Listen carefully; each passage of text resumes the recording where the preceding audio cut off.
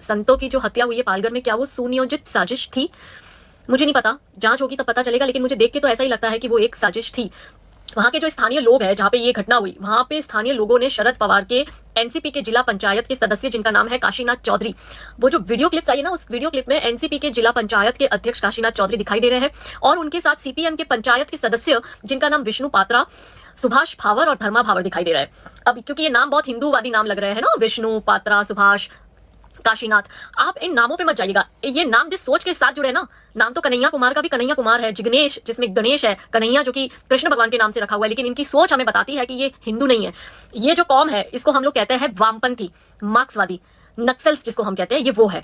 तो आप इनके हिंदू नामों पे मत जाइएगा। यही मैं, जो कुछ लोग काउंटर कर रहे हैं आज सोशल मीडिया पर, पर्टिकुलर जो अपने आप को माइनॉरिटी से आते हुए अपने आप को इसमें हमारे संतों की हत्या पर मजाक बनाते हुए कह रहे हैं कि हिंदू ने हिंदू को मारा, तो उनको जवाब देने के लिए मैं आई हूं कि कन्हैया कुमार भी है और जिग्नेश मेवानी जैसे भी लोग हैं, अरुंधति रॉय, बृंदा करात, प्रकाश आंबेडकर, ये जो लोग हैं ना, ये लोगों के नाम और इनकी सरनेम पर मत जाओ, आप इनकी मानसिकता पे जाओ। पालघर मॉब लिंचिंग में, हिंदुओं की मॉब लिंच में पूरा पूरा हाथ नक्सल का है, ये मैं आपको बता रही हूँ। और जांच जब सीबीआई करेगी ना, शुरू भी कर दिए, तब ये सच्चाई आपको पता चलेगी। जहां संतों की हत्या हुई ना, वो दानू विधानसभा क्षेत्र है और वो क्षेत्र जो है वो सीपीआई एम का वो गढ़ है और वहां का विधायक भी कम्युनिस्ट पार्टी का है। ये पूरी जो हत्या है ना, वो मार्क्सवादी गुंडों का काम है, जैसा कि मैंने आपको बताया।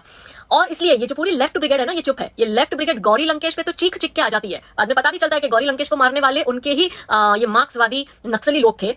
पर ठीक है, ये अभी हमारे चर्चा का विषय नहीं है, लेकिन मैं आपको बता रही हूँ, ये वही लेफ्टिस्ट लोग है जो लोकतंत्र की, जो एक तबरेज अंसारी, जो कि एक चोर है, जो चोरी करते हुए पहले भी पकड़ा गया, 2-3 बार गांव वालों ने छोड़ा, उस चोर पर छाती कूट कूट कर आते हैं और यूनाइटेड नेशन तक पहुंच जाते हैं और कहते हैं कि माइनॉरिटी भारत में खतरे में है। ये लेफ्ट ब्रिगेड का अब लोकतंत्र खतरे में नहीं है। और क्यों लोकतंत्र खतरे में नहीं है? क्योंकि जो मरने वाला है वो भगवाधारी था, और क्योंकि भारत जैसे महान देश में भगवाधारी के जान की तो कोई कीमत ही नहीं है।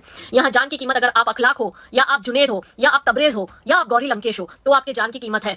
मगर आप अगर किसी मेजोरिटी से बिलोंग करते हैं तो आपके जान की कीमत नहीं है। आप अगर हिंदूवादी सोच रखते हैं तो आपके जान की कीमत नहीं है। आप राष्ट्रवादी सोच रखते हैं, आपके जान की कीमत नहीं है। आप भगवाधारी है, आपके जान की कीमत नहीं है। आप नरेंद्र मोदी के सपोर्टर है, आपके जान की कीमत नहीं है। या आप प्रचंड एक राइट आइडियोलॉजी को सपोर्ट करने वाले इंसान है, तो आपके जान की कीमत नहीं है। मेरा सबसे पहले तो उद्धव ठाकरे को यह सवाल जाता है कि 16 तारीख को उन 2 संतों की और उनके ड्राइवर की निर्मम हत्या होती है। कर्फ्यू, लॉकडाउन में 200 की भीड़ आती है और उनकी हत्या करती है।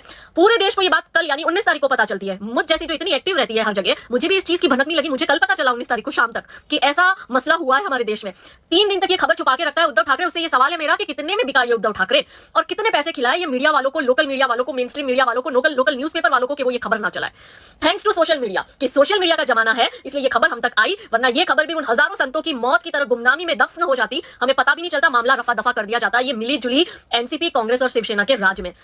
सुना तो बहुत था कि उस वक्त कोई जयचंद था, लेकिन इस वक्त का जयचंद हमारी जनरेशन ने आंखों से देख लिया, इसलिए तसल्ली हो गई है। अब ऐसा लगता है कि किस पे भरोसा करे, किस पे ना करे, समझ में नहीं आता। हिंदुत्व का नाम लेकर शिवसेना के उद्धव ठाकरे जैसे लोग गद्दी पर तो बैठ जाते हैं, पर आज मेरा उन शिव सैनिकों को सवाल है कि शिवाजी महाराज की भूमि पर, शिवाजी महाराज के राज्य में संतों की निर्मम हत्या हो जाती है और आपका राजा उद्धव ठाकरे 3 दिन तक इस खबर को छुपाता है और मामला रफा दफा करने की पूरी कोशिश करता है। जो सारे 5 मुख्य आरोपी जो पकड़े गए ना, मैं आपको बता दूं, जो पकड़े गए हैं वो सारे के सारे मार्क्सवादी कम्युनिस्ट पार्टी सीपीआईएम से बिलोंग करते हैं, जिनका नाम है, नोट करिएगा, जयराम धाक भावर, महेश सीताराम रावते, गणेश देवाजी राव, रामदाल रूपजी असारे और 5वां सुनील सोमाजी रावते। ये सारे के सारे जो है ये कम्युनिस्ट पार्टी के हैं। 110 लोग जो ये बोल रहा है ना उद्धव ठाकरे के 110 लोगों को अरेस्ट कराए, जो 110 लोग अरेस्ट करे सारे के सारे सीपीआईएम के कार्यकर्ता है, और जो कुछ एक लोग 110 के सिवाय जो बाकी के जो लोग भाग गए हैं वो भी सारे के सारे सीपीआईएम के कार्यकर्ता है। मगर उद्धव ठाकरे इसलिए मौन है क्योंकि उसको हिंदुत्व से ज्यादा अपनी गद्दी से प्यार है, इसलिए ही उनकी पार्टी द्वारा रचा गया ये षड्यंत्र और ये कुकर्म वो छुपाने पे लगा हुआ है, उस पर पर्दा डालने की कोशिश कर रहा है। जो लोग पुलिस की हिरासत में हैं उन्हें छुड़वाने की कौन कोशिश कर रहा है आपको मैं बता दूं। उनको वहां की जो स्थानीय, जो वहां की लोकल ईसाई मिशनरी है, जिसका संगठन है और उस संगठन का नाम है कष्टकरी और जिसका नेता है शिराज बलसारा, वो उन्हीं सारे 110 लोगों को छुड़वाने की कोशिश कर रहा है। अभी आपने ये नक्सली गौतम नवलखा का आपने नाम सुना होगा। जब भीमा कोरेगांव हुआ था और ये सब लोग जब पकड़े गए थे तो गौतम नवलखा का लैपटॉप हाथ में लगा था और जिसमें ये कॉमरेड गौतम नवलखा अपने साथीदार को चिट्ठी लिखता है और उसमें वो बाकायदा पीएम प्रधानमंत्री मोदी के असैसिनेशन का षड्यंत्र रचता है। उसी में सीबीआई इसको अरेस्ट भी करती है, इस पर जांच भी चली है और 14 अप्रैल 2020, 16 अप्रैल को संतों की हत्या होती है। उसके ठीक 2 दिन पहले 14 अप्रैल को गौतम नवलखा सामने से एनआईए में जाके अपने आप को एनआईए के सामने सरेंडर करता है और उसके सरेंडर करने के 48 घंटे भी नहीं होते हैं कि उसी के ही इलाके में, उसी के ही पार्टी के लोग हमारे संतों की निर्मम हत्या कर देते हैं। बहुत सारे वीडियोस घूम रहे टीवी में, ये बताया जा रहा है कि पुलिस बेबस थी, 1 या 2 पुलिस वाले थे, जबकि ये गलत है। बहुत सारे वीडियोस घूम रहे, वीडियोस को क्लोजली देखिए। जो वो जीप खड़ी है उसकी जो ओपन साइड है, जो रोड की तरफ खुलती है, वहां पे 8-9 पुलिसकर्मी जो खड़े हैं, उनकी यूनिफॉर्म, जो आर्मी वाली जो यूनिफॉर्म होती है ना, उस तरह की उन्होंने यूनिफॉर्म पहनी हुई है। वो फॉरेस्ट पुलिस थी जो वहां खड़ी थी, पर वो खड़े खड़े मुकदर्शक बनती हुई रही और हमने ये भी देखा कि वो कैसे हमारे संत पुलिस का हाथ पकड़ते कि ये मुझे बचाएंगे, मत छोड़ो प्लीज, मेरा हाथ मत छोड़ो, और वो उसको झटक देता है। एक बार नहीं, दो बार नहीं, तीन बार वो भीड़ के हवाले उसको झटक कर ऐसे धक्का देके वहां से पीछे हट जाता है, जो साफ साफ ये बयां करता है कि ये षड्यंत्र है। अगर पुलिस चाहता तो जान बचा सकता था उन संतों की, क्योंकि ये षड्यंत्र था और वहां पे लोकल लीडर्स का पूरा पूरा हाथ था, इन वामपंथियों का और इन ईसाई मिशनरी का, जिनका वहां पे गढ़ है और जो वहां पे भारी मात्रा में कन्वर्जन कर रहे हैं लोगों का, ये सब उनका षड्यंत्र था। तो गौतम नवलखा का आपको इतिहास अगर जानना हो तो आप गूगल कर लीजिएगा, आपको पता चल जाएगा।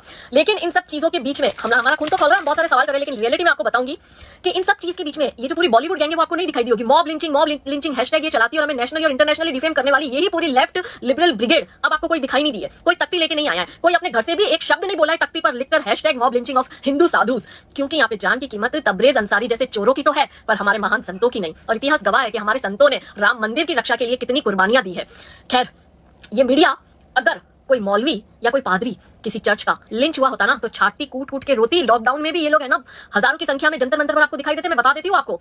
ये लेफ्ट ब्रिगेड अब क्या लिख रही है पता है? इन सबके एक ही कॉमन ट्वीट्स है। आप तो शायद काफी लोग इसमें ट्विटर में नहीं है जो फेसबुक वाले हैं, कॉमन इनके ट्वीट्स है और ये लिखते हैं कि there is no communal angle in the Palghar incident. इस इंसिडेंट में कोई कम्युनल एंगल नहीं है, वो खुद ही जज बन गए हर बार की तरह। लेफ्ट लिबरल ब्रिगेड है, गौरी लंकेश मरी थी तो हिंदुओं पे पूरा ठिकरा फोड़ दिया था। अंसारी, तबरेज अंसारी के वक्त भी जुनेद जो कि ट्रेन में सीट को लेकर झगड़ा था, जिसको बीफ का पूरा मुद्दा बना दिया था, ये लोग खुद ही पुलिस बनते हैं, खुद ही एजेंट बनते हैं, खुद ही वकील बनते हैं, खुद ही जज बनते हैं, खुद ही फैसला दे देते हैं और खुद ही मीडिया में आके फेक न्यूज चला लेते हैं। जब सच्चाई सामने आती है ना तो एक भी बार आके ये जमात पूरी माफी नहीं मांगती है। सो इस जमात की मैं आपको असलियत बता रही हूँ। मुझे इस वक्त 3700 लोग देख रहे हैं और मैं चाहती हूँ कि आप ये बात जन जन तक पहुंचाएं।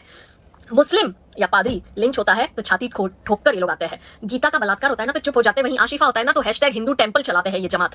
मुस्लिम और हर वक्त ये दलित के नाम का इन्होंने जय भीम है ना, आपको बता दूं दलित इन्वॉल्व नहीं है इसमें। जिग्नेश मेवानी जैसे तुच्चे लोग इन्वॉल्व है जो पूरा ये दलित प्रोपोगेंडा चलाते हैं। चुल्लू मुट्ठी भर जिग्नेश मेवानी जैसे लोग पूरी दलित कम्युनिटी को रिप्रेजेंट नहीं करते, मैं आपको बता दूं।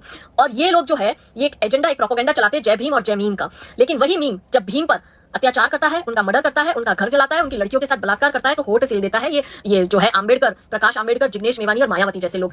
वही दलित और दलित के अंदर कुछ कम्युनिटी उनकी ही कास्ट में हो जाता है ना तो कहते हैं कि इंटरनल मैटर है। पर इनका प्रोपोगेंडा जब तक सार्थक नहीं होता, जब तक कि दलित का जो मैटर होता है उसमें अगर दूर तक भी अगर कोई जनरल कैटेगरी का अगर उसमें इन्वॉल्व कोई भी मतलब उसका राइट जितना भी इन्वॉल्वमेंट होगा ना तो उसका पहाड़ बनाकर ये मीडिया वाले आपको दिखाएंगे और ये पूरी लेफ्ट लिबरल ब्रिगेड जो है वो उसके पीछे लग जाएगी। और इसमें पूरा तड़का देने का काम एंटरटेनमेंट का करता है बॉलीवुड, क्योंकि बॉलीवुड जमात के ये जो नवरे लोग है ना अब इनको डर नहीं लग रहा है। इनको अखलाक के टाइम पे डर था ना, इनको तबरेज अंसारी जैसे चोर के टाइम जावेद अख्तर और इसकी बीवी और फरहान अख्तर को डर था, नसरुद्दीन शाह को डर था, आपको याद है। अब ये स्वरा भास्कर, अनुराग कश्यप जैसे लोगों को कोई डर नहीं है। अब अनुभव सिन्हा, तापसी पन्नू, सोनम कपूर जैसे लोगों को डर नहीं है। अब ये सब ये कह रहे हैं कि इसको कम्युनल आप लोग रंग मत दो, पर आप इनके पुराने ट्वीट्स देखोगे तो ये लोग लिखते हैं Muslim boy lynched by majority Hindus. You know ये इनकी लाइन होती है, ये इनकी हेडलाइंस होती है। ये जब तक इनके प्रोपोगेंडा में सेट नहीं होता है ना, ये वाला फिट नहीं होता है ना कि जहां दूर तक अगर कोई जनरल का इन्वॉल्वमेंट नहीं है ये उसको नहीं छेड़ेंगे। तो ना ये किसी दलित के है ना ये किसी और के है। सो मेरे जो दलित भाई मुझे देख रहे हैं ना, मैं इनको बता दूं इन लोगों से दूर रहो, ये किसी के सगे नहीं है। और कट इट इन शॉर्ट मैं आपको बता दूं कि विक्टिम जब तक लेफ्टिस्ट के अनुसार, लेफ्टिस्ट के प्रोपोगेंडा में अगर फायदा नहीं हो रहा है तो फिर ये जो पूरी चांडाल चौगड़ी है, मैं आपको बताती हूँ, मीडिया, बॉलीवुड, अपोजिशन और ये कम्युनिस्ट, तो इनकी जो ये पूरी चांडाल चौगड़ी है वो तब तक कोई रिएक्शन नहीं देगी। 16 तारीख की घटना, आज 20 तारीख हो गई। एक ऐसा फिल्म एक्टर बता दो मुझे जिसने एक ट्वीट कर दिया और संतों के लिए कुछ बात कह दी हो, उसमें सब आ गई, पूरी जमात आ गई। ये जो जमात होती है ना इनका कोई धर्म नहीं होता है, ये लोग कंप्लीटली वामपंथी होते हैं, इसलिए इनको धर्म के आधार पर अपना जोड़ो। बहुत से संतों की मौतें हुई है, कोई पहली थोड़ी हुई है, लेकिन चुप है सब लोग। लेकिन मैं आपको एंड में यही बोलूंगी कि आप लोगों को अभी ऐसा हो रहा होगा कि होम मिनिस्टर क्या कर रहे हैं, अमित शाह क्या कर रहे हैं, तो मैं आपको बता दूं कि अमित शाह ने कॉल कर दिया है। अमित शाह जी इसमें डायरेक्टली इन्वॉल्व हो गए हैं, अखाड़ा इसमें डायरेक्टली इन्वॉल्व हो गया है, विश्व हिंदू परिषद इसमें डायरेक्टली इन्वॉल्व हो गया है और अखिल भारतीय संत समिति इसमें डायरेक्टली इन्वॉल्व हो गई है। और इन सब लोगों ने सीबीआई जांच की मांग की और साफ साफ लिखा है पत्र में होम मिनिस्टर को कि हमें महाराष्ट्र सरकार पर बिल्कुल भी भरोसा नहीं है, इसलिए जांच पूरी सीबीआई को सौंपे। और सीआईडी मेरे ख्याल से अभी जांच इसकी शुरू भी कर दी है। तो मैं आप लोगों से यही कहूंगी कि वेट करिए, इसके सारे प्रमाण सत्य, परेशान हो सकता है पर पराजित नहीं हो सकता। मुझे भरोसा है हमारे देश के नरेंद्र भाई मोदी पर, मुझे भरोसा है अमित भाई शाह पर, और मुझे भरोसा है हमारे साधु संतों के इतने अच्छे कर्म है कि भगवान उनके साथ कभी ये नहीं करेगा कि उनकी जो मौत है और जो लिंचिंग हुई है उनकी वो यूं ही व्यर्थ हो जाए। आज नागा साधु है ना, अगर आज कर्फ्यू नहीं होता ना तो ये उद्धव ठाकरे की बैंड बजा देते हैं। हमारे देश के नागा साधु इनके लिए काफी है। ये भले नागा साधुओं के लिए ये लोग मजाक बनाते हैं, ये जैनों के दिगंबर संतों के लिए मजाक बनाने वाली ये मौलवियों की और इन लेफ्टिस्ट की टीम जो इन पर हंसती है ना, मैं उनको बता दूं कि तुम तो कपड़े पहनकर अपनी वासना छुपा देते हो किसी कोने में, और अगर साधु और संत जो ये नागा साधु और दिगंबर संत है ना, इनको तो इनके शरीर में तनिक भर वासना नहीं अगर होती तो शायद ये बिना कपड़ों के नहीं घूमते, और बिना कपड़ों के घूमकर अगर इनकी वासना होती तो वो साफ साफ सबको दिखाई देती। मुझे ज्यादा डिटेल में बोलने की जरूरत नहीं है क्योंकि तुम लोग तो इस चीज में पीएचडी करके बैठे हुए हो। एनीवेज, बहुत खून खौल रहा है, दुख हो रहा है, लेकिन मुझे लगता है कि हमारे गुस्से को हमें संभाल कर रखना और सही तरीके से यूज करना है। आप अगर गलत शब्द बोलोगे आपके अकाउंट सस्पेंड कर दिए जाएंगे, आपकी अभिव्यक्ति की आजादी को आपका अकाउंट ब्लॉक कर बदला चुकाया जाएगा। इसलिए शब्दों को सही तरीके से यूज कर अपने गुस्से को प्रकट करो, पर शब्दों की मर्यादा में रहकर, ताकि आप और आपका जो आइडेंटिटी है वो बचा रहे, ताकि आपकी लिखावट से सोशल मीडिया पर हम लोग सबको जागरूक सबको जागरूक कर सके। मुझे इस वक्त 5000 लोग देख रहे हैं। मैं सबसे विनती करती हूँ कि एक हो जाओ, आवाज उठाओ। उन संतों का बलिदान व्यर्थ नहीं जाना चाहिए। देश के सभी संतों के लिए, हिंदू धर्म की रक्षा के लिए हमें एक होना है और आवाज को बुलंद करना है और हमारी आवाज उठानी है। भारत माता की जय, वंदे मातरम।